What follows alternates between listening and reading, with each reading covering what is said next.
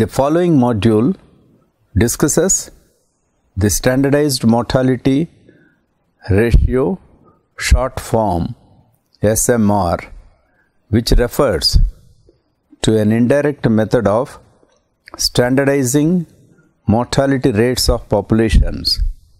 This SMR is a quantity which is usually expressed in terms of a ratio or a percentage that tells us the increased or the decrease in mortality of a particular study population with respect to the general or what is known as the standard population. In other words, the measure tells us how many persons per thousand of the population will die in a given year and what the causes of death will be. Therefore, when there is an SMR greater than 100, we can say that the population under study has excess mortality relative to the standard. The SMR is often used in life insurance companies in order to periodically update their premiums based on mortality rates, and medical researchers also use it in order to track diseases related deaths, using these statistics to shift attention and funding towards particular risks. The limitations of the SMR is that a lot of caution would have to be used if few deaths would affect how the SMR is to be interpreted in a particular study population. But suitable statistical techniques can be used. The SMR also cannot easily be compared across areas as the population profiles may differ and therefore have different weights assigned in the method of calculation of SMR, making comparisons difficult. Fetal mortality, also covered in the following module, is a term used to cover all stillbirths, miscarriages and abortions, but a more strict definition does not cover the very early stages of pregnancy. Further discussion can be found in the module. I am Dr. C.P. Prakasham, retired professor from International Institute for Population Sciences, Mumbai. I will be discussing about the module number 26, Complete and Abridged Life Table. Note, in this module, Complete Life Table is discussed. For Abridged Life Table, see module number 27. Learning Objects. Complete Life Table Construction. What is Complete Life Table? Columns of Complete Life Table, description of Complete Life Table, uses and limitations of Complete Life Table. There are two usual ways of presenting Life Table: Complete Life Table and Abridged Life Table. Complete Life Table. In Complete Life Table, information is given for every single year of age from birth until the last applicable age. In other words, all life tables columns are derived from each age, single year. Example, Singapore's Department of Statistics has been focused on annual abridged life tables, but with a growing elderly population which requires data at specific ages for a single year of age up to 100 years and over, which makes complete life table increasingly necessary. Complete Life Table. IBGE publishes complete life tables for the Brazilian population every year related to the preceding year. The data from the complete life tables is used by the Minister of Social Security in calculating Social Security for retirement pensions under the General Social Security system. Here is the example of complete life table. It has been constructed by the Minister of Canada for the female as well as the male also available. It starts from 0, 1, 2, 3 years of age, single years of age with QX, LX and TX and E0X and going up to 109 years of age. Columns of the complete life table. Column QX is the probability of dying in the age interval for those alive at the beginning of the interval. Small LX, number alive at the beginning of the interval. DX, number dying in the interval. Capital LX, number of persons living in the interval. TX, number of persons lived beyond age X. E0X, average number of life remaining. Here is the example of complete life table. You can observe that the age group is given in single year starting from 0, 1, 2, 3, 4 up to 10 years, assuming that after the 10 years all will die in that cohort. It is a hypothetical example given for the complete life table. Description of columns of complete life table. Column number 1, age interval x to x plus 1. Here in the current life table, the first column 1 is defined by 2 exact ages except final interval, which is open interval. In the table 1, it is 10 years. It is assumed in this open interval in which all will die. Hence, the persons of exact age 0 means just born. When the person of exact age 6, she has lived exactly 6 full years. Column number 2, probability of dying between x and age x plus 1, that is QX. QX represents the probability that a person at the age x birthday or exact age x will die before reaching x plus 1th birthday. QX derived from age specific death rates.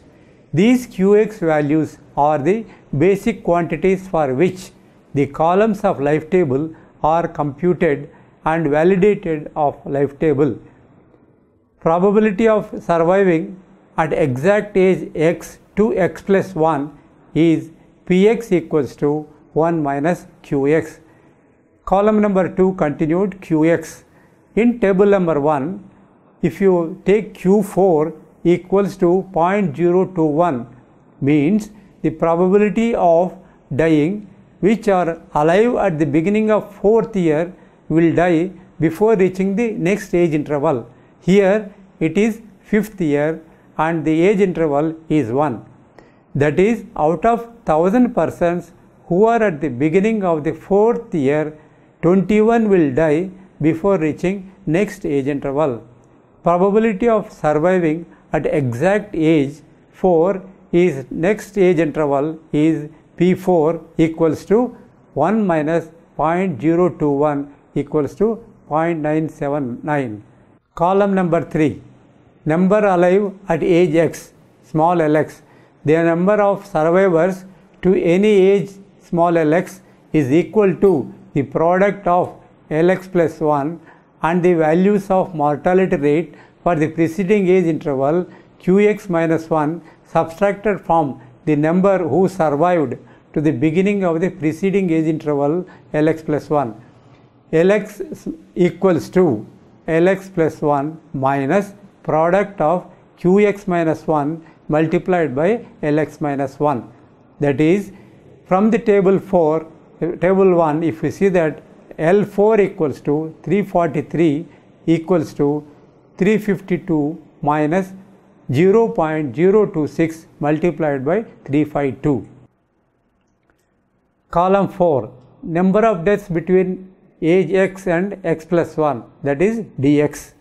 D0 equals to L0 multiplied by Q0. d1 equals to L1 multiplied by Q1.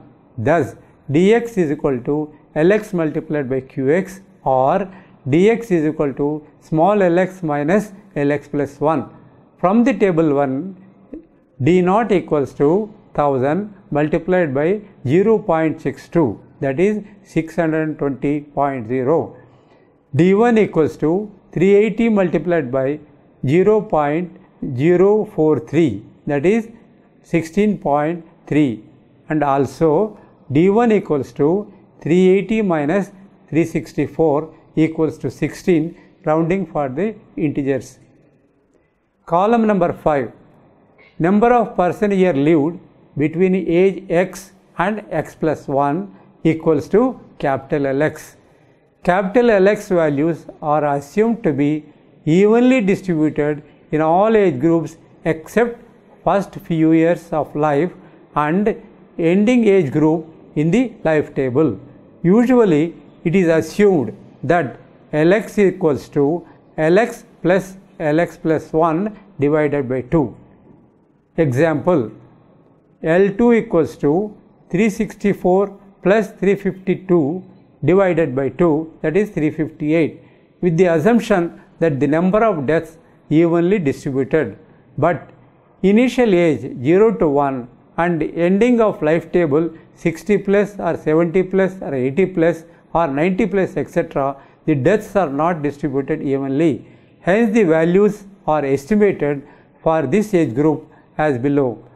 L0 equals to 0.3 small l0 plus 0.7 small l1 equals to 0.3 multiplied by 1000 plus 0.7 multiplied by 380 equals to 566.